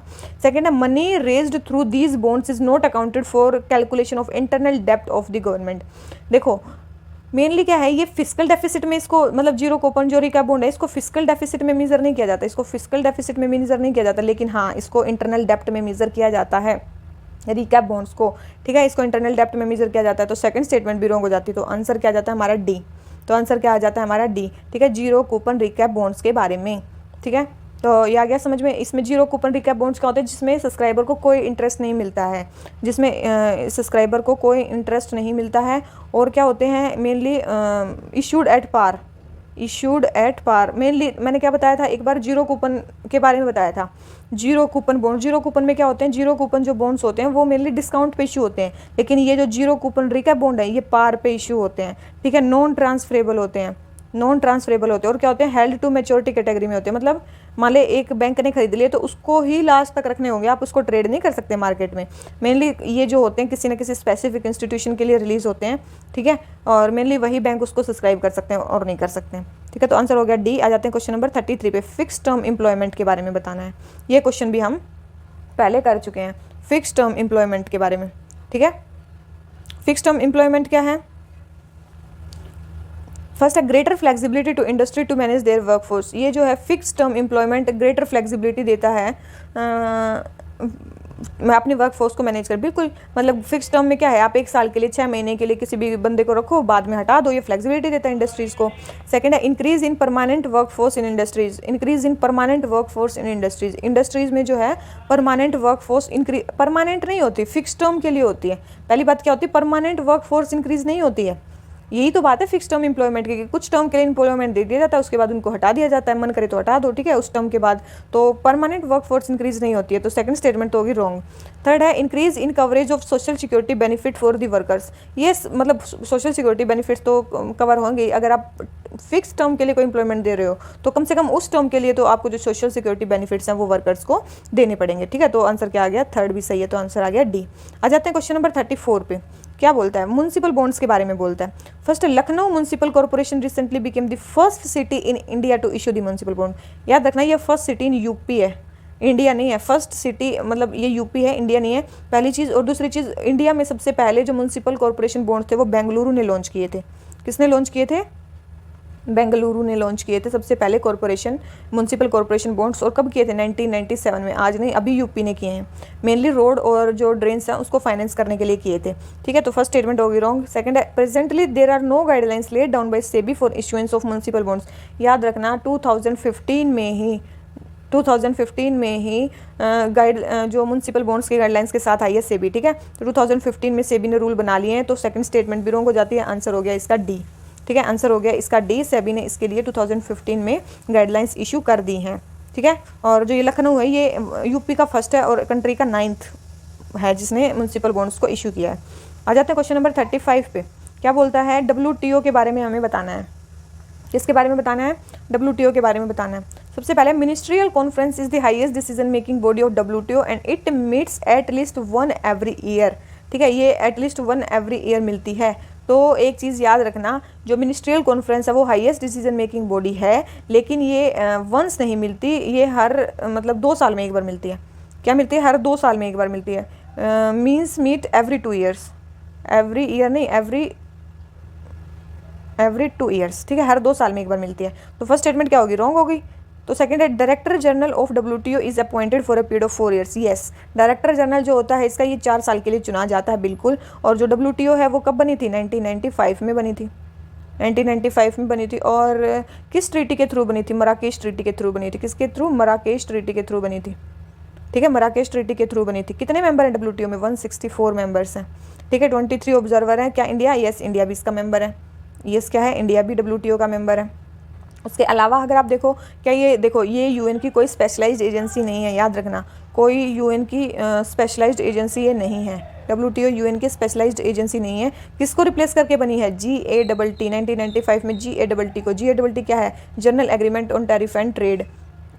ठीक है, और ये मेनली क्या था, क्यों इसको हटाया गया, क्योंकि ये ट्रेड, सर्विसेज, इंटेलेक्चुअल प्रॉपर्टीज़ इसमें नहीं थी, मतलब ये इनमें डील नहीं करता था। ट्रेड, सर्विसेज और इंटेलेक्चुअल प्रॉपर्टी में ये डील नहीं करता था, इसीलिए हटाया गया। ठीक है, एक तो बॉडी होगी मिनिस्ट्रियल कॉन्फ्रेंस, एक बॉडी होती है इसमें जनरल काउंसिल, एक होती है जनरल काउंसिल जो डे टू डे वर्क देखती है। एक है इसमें अपीलेट बॉडी, एक इसमें है अपीलेट बॉडी। अपीलेट बॉडी के हेडक्वार्टर्स हैं जनेवा में। ठीक है, तो यही सारे हैं। तो इसका आंसर क्या होगा, फर्स्ट रॉन्ग, सेकंड सही, तो आंसर क्या हो गया, बी। ठीक है, आंसर क्या हो गया, बी। आ जाते हैं क्वेश्चन नंबर 36 पे। General agreement on trade and tariff covered only goods while WTO covers goods services and IPR। अभी बताया मैंने कि ये होता है। ठीक है, ये सही है। इसमें WTO में गुड्स भी हैं, सर्विसेज भी हैं, IPR भी हैं। गेट में सर्विसेज और IPR नहीं थे। सेकंड है dispute settlement mechanism under WTO is weaker than that under GATT. तो डिस्प्यूट सेटलमेंट मैकेनिज्म, याद रखना, डिस्प्यूट सेटलमेंट मैकेनिज्म जो है ना, गेट से बहुत ज़्यादा स्ट्रॉन्गर है WTO का। तो ये स्टेटमेंट हमारी रॉन्ग है। गेट का जो क्या है डिस्प्यूट सेटलमेंट मैकेनिज्म था वो वीक था, अभी स्ट्रॉन्ग बना दिया गया है। ठीक है, आ जाते हैं क्वेश्चन नंबर 27 पे। क्या बोलता है, मोस्ट फेवर्ड नेशंस के बारे में बताना है, जो नेशन क्लोज है। देखो, जो मोस्ट फेवर्ड नेशन क्लोज, आपको क्या लग रहा है, मोस्ट फेवर्ड नेशन, आपको लग रहा है, सुनने में ऐसा लग रहा है कि स्पेशल ट्रीटमेंट देना है किसी को, मोस्ट फेवर करना है। बिल्कुल ऐसा नहीं है, ये एक मिसनोमर टर्म है। मिसनोमर टर्म मतलब ये मतलब दिख जो रही है वो है नहीं, मतलब इसका मतलब है नॉन डिस्क्रिमिनेशन। इसका मतलब नॉन डिस्क्रिमिनेशन ये बोलता है, ये हमें बोलता है मोस्ट फेवर्ड नेशन की अगर आप किसी एक नेशन को किसी चीज़ में फेवर करते हो तो आपको दूसरों को भी करना होगा। आप किसी एक नेशन को फेवर नहीं कर सकते। ठीक है, एक नेशन को फेवर नहीं कर सकते, लेकिन हाँ इसमें कुछ एक्सेप्शंस है। एक्सेप्शंस इसमें क्या है, एक तो है कि आप अगर किसी कंट्री के साथ फ्री ट्रेड एग्रीमेंट करते हो तो वो एग्जेम्प्टेड है। ठीक है, और सेकंड है कि अगर आप किसी स्पेशल एक्सेस देते हो किसी को, ठीक है, किसी को स्पेशल प्रेफरेंस देते हो किसी पुअर कंट्री से, तो वो भी है। ठीक है, वो भी इसके अंडर है, ये एक्सेप्शंस में आते हैं। स्पेशल अगर आप किसी को देते हो किसी पुअर कंट्री से, उसको प्रेफरेंस देते हो तो वो भी है। तो फर्स्ट है the signing of FTA with country, तो किस इस एक्ट के अंडर प्रोवाइड किया गया है, तो इस एक्ट के अंडर ये नहीं प्रोवाइड किया गया है, मतलब मोस्ट फेवर्ड नेशन में ये नहीं है। सेकंड है differential custom duty for different, ये है मेन। अगर आप डिफरेंशियल कस्टम ड्यूटी अगर अलग अलग कंट्री के लिए रखते हो तो वही है मोस्ट फेवर्ड नेशन वाला क्लोज, आप उसके अंदर आ जाओगे। इसके एक्सेप्शंस मैंने बता दिए 2-3, वही हो गए। थर्ड स्पेशल प्रेफरेंस, अभी बताइए किस में था, एक्सेप्शन में था, तो ये भी नहीं होगा। तो इसका आंसर क्या आ गया हमारा, सी। इसका आंसर हमारा क्या आ गया, सी। ठीक है, इसके अलावा याद रखना WTO के बहुत ही इंपॉर्टेंट एग्रीमेंट्स है कुछ, जैसे कि एग्रीमेंट ऑन एग्रीकल्चर है एक। ठीक है, एक है ट्रिप्स, ये इसका ही है, ट्रिम्स। उसके बाद sanitary and phytosanitary measures. ठीक है, उसके बाद है TBT, technical barriers to trade.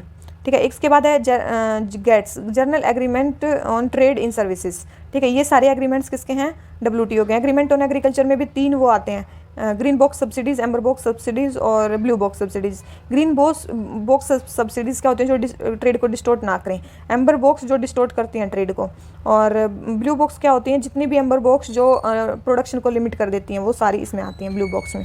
ठीक है, तो WTO के बारे में पता चल गया। आ जाते हैं क्वेश्चन नंबर 38 पे। मॉनेटरी पॉलिसी कॉरिडोर के बारे में बताना है, ये क्वेश्चन आप कर चुके होगे। ठीक है, इकोनॉमी में monetary policy corridor, the MSF marginal standing facility is always higher than, marginal standing facility is always higher than the repo, repo से ज़्यादा होती है। बिल्कुल मार्जिनल स्टैंडिंग फैसिलिटी क्या होती है, रेपो से ज़्यादा होती है। इमरजेंसी मेजर होता है एमएसएफ, जिसमें हमें ओवरनाइट बोरो करना पड़ता है आरबीआई से बैंकों को, ठीक है, जब जो इंटर बैंक जो लिक्विडिटी है वो कंप्लीटली खत्म हो जाती है। मैंने बताया था इंटर बैंक लिक्विडिटी में एक होती है कॉल मनी, जो 1 दिन के लिए ली जाती है, एक होती है नोटिस मनी जो 1 to 14 डेज के लिए ली जाती है। जब खत्म हो जाती है तो आरबीआई से वो करना पड़ता है, तो आरबीआई से बोरो करना पड़ता है, तो उसको बोलते हैं मार्जिनल स्टैंडिंग फैसिलिटी। सेकंड है reverse repo rate is lower than the repo, जो रिवर्स रेपो रेट है वो रेपो रेट से कम होता है। बिल्कुल ये भी स्टेटमेंट सही है, रिवर्स रेपो रेट आप सभी को पता है कि रेपो से कम होता है, तो दोनों ही स्टेटमेंट सही हैं, तो आंसर क्या आ गया सी। आ जाते हैं क्वेश्चन नंबर 39 पे, रीजनल रूरल बैंक के बारे में बताना है, रीजनल रूरल बैंक के बारे में बताना है, ठीक है। कौन सी स्टेटमेंट करेक्ट है? फर्स्ट है the regional rural bank have been set up based upon the recommendation of Narasimham committee through a law passed by parliament. ये जो है रीजनल रूरल बैंक, ये नरसिम्हन कमेटी की रिकमेंडेशन से बने हैं, ठीक है, नरसिम्हन कमेटी की रिकमेंडेशन से बने हैं ये बैंक। बिल्कुल ये स्टेटमेंट सही है। ये क्या है, नरसिम्हन कमेटी की रिकमेंडेशन से बने हैं। कब बनी है? 1975 में बने हैं, रीजनल रूरल बैंक एक्ट 1976 के अंडर, ठीक है। और इसमें देखो सेंट्रल, स्टेट और स्पॉन्सर बैंक की वो कितनी होती है? सेंटर की होती है 50% ओनरशिप, स्टेट की होती है 15 और इसकी होती है 35%, ठीक है। 35% ओनरशिप स्पॉन्सर बैंक की होती है। पीएसएल नॉम इसमें 75% पीएसएल नॉम आपको मानने पड़ेंगे, ठीक है। और याद रखना अभी रिसेंटली आरबीआई ने रीजनल रूरल बैंक्स को अलाउ किया है कि वो लिक्विडिटी एडजस्टमेंट फैसिलिटी का जो वो है वो वहाँ से वो कर सकते हैं, अवेल कर सकते हैं बेनिफिट।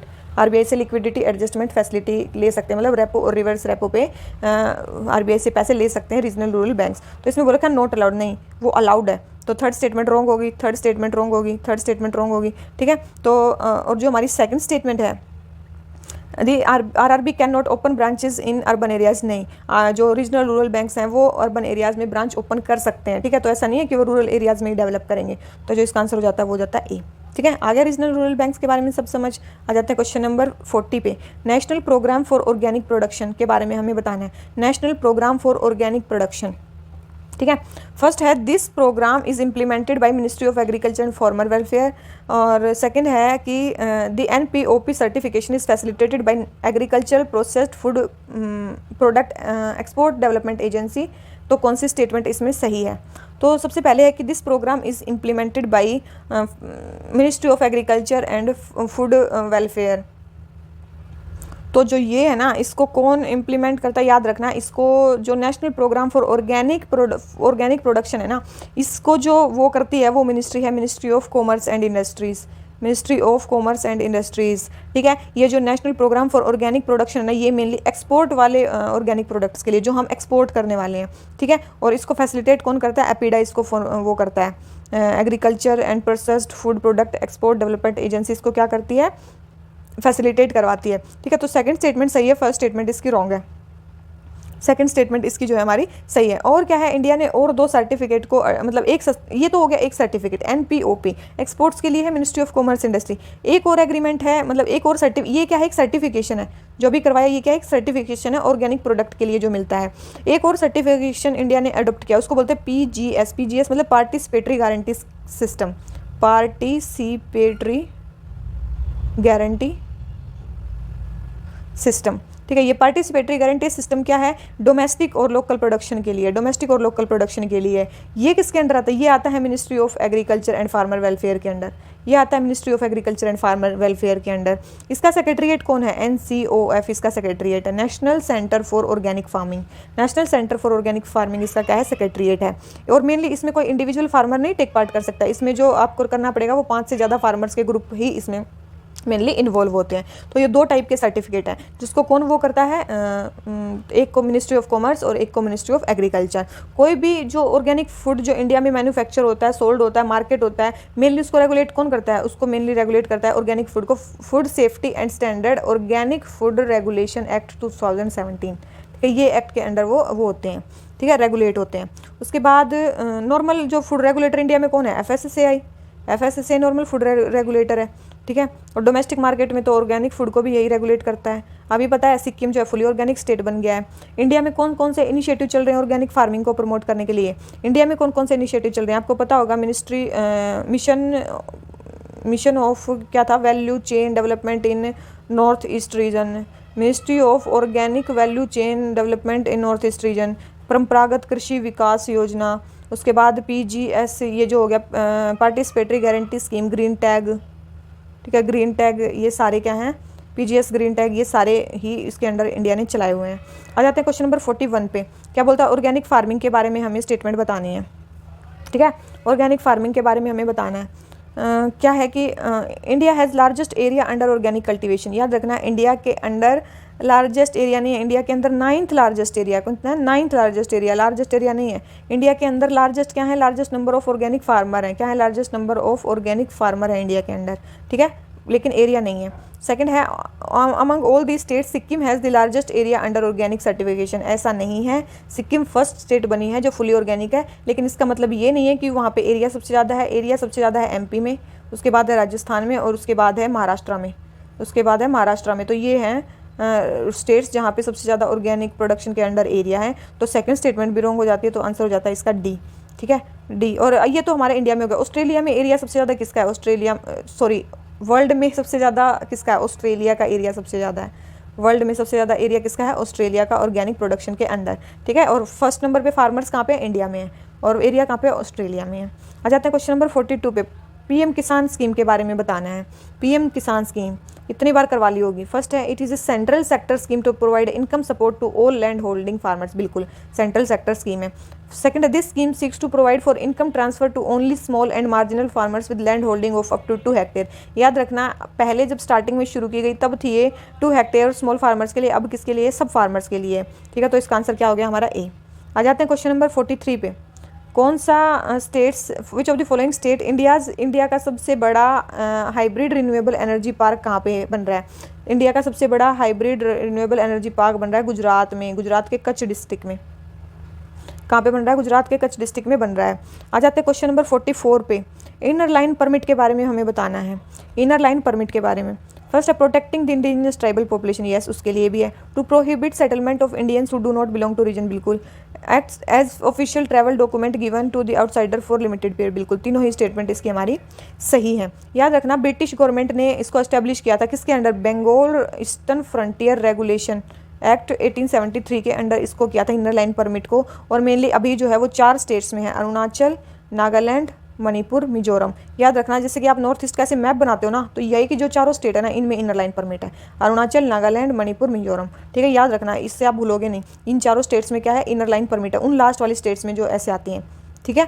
तो यही है। और एक और चीज़ याद रखना, हाँ, एक और इसमें इंपॉर्टेंट है कि एक होती, मैंने बताया था 6 शेड्यूल में कौन कौन सी वो है स्टेट्स हैं नॉर्थ ईस्ट की, तो वो है ATMM, मतलब असम, त्रिपुरा, मेघालय और मिजोरम, ये 4 स्टेट्स हैं 6 शेड्यूल के अंदर। एक और याद रखना, एक और प्रोजेक्ट है थोउबल प्रोजेक्ट, ये किस पे है, मणिपुर में है, मणिपुर रिवर में, थोउबुल रिवर के ऊपर है ये, मणिपुर रिवर की ट्रिब्यूटरी है एक थोउबुल, उसके ऊपर है थोउबुल प्रोजेक्ट, ठीक है, इंपॉर्टेंट।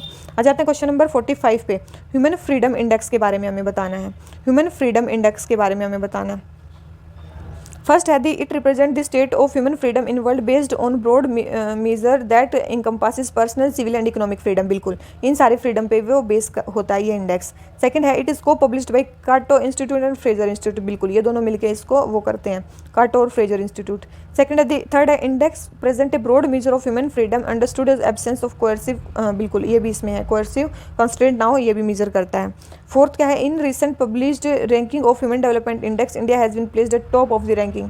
इंडिया टॉप हो जाता तो सबको माफ़ कर देता, ठीक है ना, मीडिया में इतना ज़्यादा हल्ला कर देते। तो इंडिया की जो रैंक है वो है 162 कंट्रीज़ में से 111 रैंक है इंडिया की, ठीक है। और ये जो ह्यूमन फ्रीडम है, ये एक सोशल कंसेप्ट है। क्या एक सोशल कंसेप्ट है जिसमें मतलब रिकॉग्नाइज की जाती है इंडिविजुअल की डिग्निटी, ठीक है, और मेनली नेगेटिव लिबर्टी के बारे में बात करता है। तो फोर्थ स्टेटमेंट इनकरेक्ट हो जाती है, तो first, second, third statement correct है, ठीक है। आ जाते हैं क्वेश्चन नंबर 46 पे। हमें बताना है कौन सा जो कमेटी वो associated repealing of old redundant laws के साथ, कौन सी कमेटी रिलेटेड है, ठीक है। तो देख लेते हैं। सबसे पहले है, तो फर्स्ट है PC Jain committee, PC Jain commission, sorry, yes, PC Jain committee या कमीशन जो था, ये लॉज को उसको करने के लिए बैठा था। कब बैठा था, 1998 में बैठा था। उसके बाद है रामानुजन कमेटी, यस, ये भी लॉज को रिपील करने के लिए बैठी थी, 2014 में बैठी थी, ठीक है। फिर है कि हमारी GS वर्मा कमेटी, याद रखना GS वर्मा कमेटी जो है ये क्रिमिनल लॉ को अमेंड करने के लिए बैठी थी, ये क्रिमिनल लॉ को अमेंड करने के लिए बैठी थी और मेनली क्विक ट्रायल्स के लिए, पनिशमेंट को इन्हेंस करने के लिए, जो कि सेक्सुअल असोल्ट जिन्होंने किया है वुमेन के अगेंस्ट उनके लिए बैठी थी ये, तो क्रिमिनल लॉ को अमेंड करने के लिए बैठी थी JS वर्मा कमेटी, लॉस को रिपील करने के लिए नहीं बैठी थी। तो थर्ड स्टेटमेंट भी आप काट देते हो ना तो डायरेक्ट आंसर आ जाता है JS वर्मा कमेटी। ठीक है, आ जाते हैं क्वेश्चन नंबर 47 पे। क्या बोलता है, government of India enacted the competition act 2002 based on recommendation of SVS Raghavan committee. SVS Raghavan committee के बेस पे कॉम्पिटिशन एक्ट इंडिया ने वो कर दिया, इनेक्ट कर दिया। बिल्कुल, ये बिल्कुल सही स्टेटमेंट है। अभी आई थी वो तो रामानुजन थी ना, रामानुजन कमेटी थी, एक होगी राघवन कमेटी। ठीक है, कंपटीशन कमीशन जिस पे बैठा है। सेकंड है the competition act 2002 prohibits anti competitive agreements, abuse of dominant position and regulates merger acquisition and takeover. बिल्कुल ये भी सही है, तो आंसर क्या आ गया C, competition commission, competition act in सब के बारे में वो करता है। आ जाते हैं क्वेश्चन नंबर 48 इन स्पेस, बहुत ही अच्छे से मैं करवा चुकी हूँ इन स्पेस, करंट अफेयर्स में ही आया था, अभी मैं इसको नहीं वो करवाऊंगी। बिल्कुल, फर्स्ट है in space it will provide a level playing field for private companies to use the Indian space infrastructure. बिल्कुल, ये बिल्कुल सही है, प्राइवेट प्लेयर्स को इंक्लूड करने के लिए ही ये आया है। सेकंड है it will operate as an independent nodal agency under department of space, ये डिपार्टमेंट ऑफ स्पेस के अंडर इंडिपेंडेंट करेगी काम। बिल्कुल, ये भी स्टेटमेंट जो है हमारी वो सही है, तो इसका जो आंसर हो गया वो C हो जाता है। और ये क्या है, इसरो की कमर्शियल आर्म है, क्या है, कमर्शियल आर्म है इसरो की। ठीक है, आ जाते हैं और क्या है, ये सेंट्रल पब्लिक सेक्टर CPSU भी है, सेंट्रल पब्लिक सेक्टर यूनिट भी है।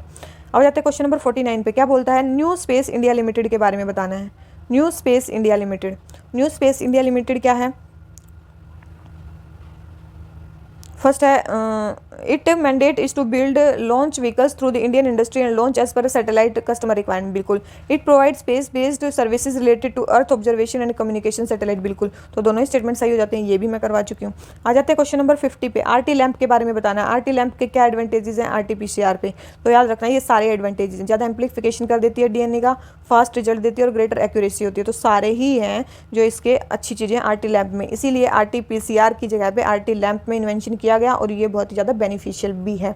तो जैसा कि आपने देखा आज के भी हम 50 क्वेश्चन जो है फरवरी मंथ के वो कंप्लीट कर चुके हैं।